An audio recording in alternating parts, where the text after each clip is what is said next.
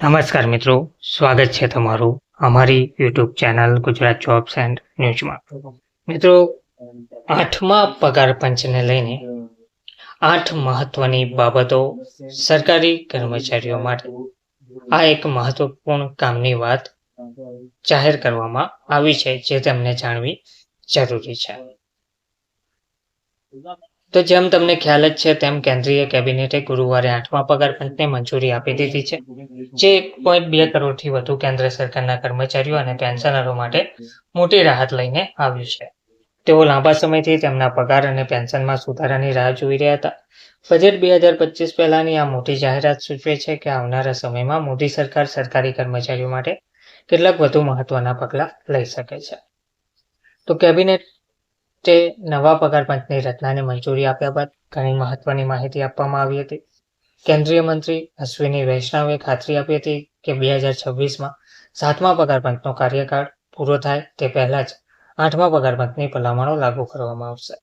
ભલામણોને અંતિમ સ્વરૂપ આપવા માટે રાજ્ય સરકારો સહિત અન્ય હિતધારકો સાથે ચર્ચા કરવામાં આવશે.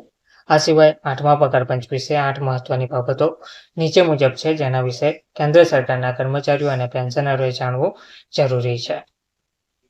તો સૌથી પહેલા કેબિનેટની મંજૂરી. કેન્દ્રીય કેબિનેટે લગભગ 50 લાખ કેન્દ્ર સરકારના કર્મચારીઓના પગાર અને લગભગ 65 લાખ નિવૃત્ત કર્મચારીઓના પેન્શનમાં સુધારો કરવા માટે 8મા પગાર પંચની રચનાને મંજૂરી આપી દીધી છે. પગાર પંચના સભ્યોની પસંદગી. 8મા પગાર પંચના અધ્યક્ષ અને 2 સભ્યોની ટૂંક સમયમાં નિમણૂક કરવામાં આવશે અને કેન્દ્ર રાજ્ય સરકારો અને અન્ય હિતધારકો સાથે પરામર્શ શરૂ કરવામાં આવશે.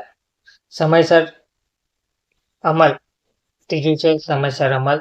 સરકારને વિશ્વાસ છે કે 2026માં 7મા પગાર પંચનો કાર્યકાળ પૂરો થાય છે તે પહેલા 8મા પગાર પંચની ભલામણો મળી જશે.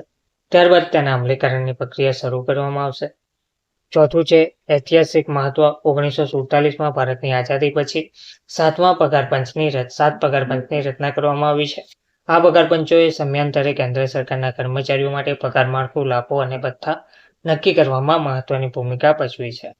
દર 10 વર્ષે નવું પગાર પંચ. 7મા પગાર પંચની રચના 2014માં કરવામાં આવી હતી અને તેની ભલામણો 2016માં લાગુ કરવામાં આવી હતી. 8મો પગાર પંચ પણ 10 વર્ષ પછી 2026 જાન્યુઆરી 2026માં લાગુ થઈ શકે છે. પગાર પેન્શનમાં વધારો. નિષ્ણાંતોનો અંદાજ છે કે ફિટમેન્ટ ફેક્ટર 1.92 થી 2.86ની રેન્જમાં હશે, જેના કારણે પેન્શન વર્તમાન ₹9,000 થી વધીને ₹17,280 અને ₹25,200 વચ્ચે થઈ શકે છે. પગારમાં ઉછાળો. 2.86નું ફિટમેન્ટ ફેક્ટર લાગુ કરવામાં આવશે તો પેન્શન અને પગારમાં અંદાજે 186% વધારો જોવા મળી શકે છે. આના કારણે ન્યૂનતમ બેઝિક સેલરી વધીને ₹51,000થી વધુ થઈ શકે છે.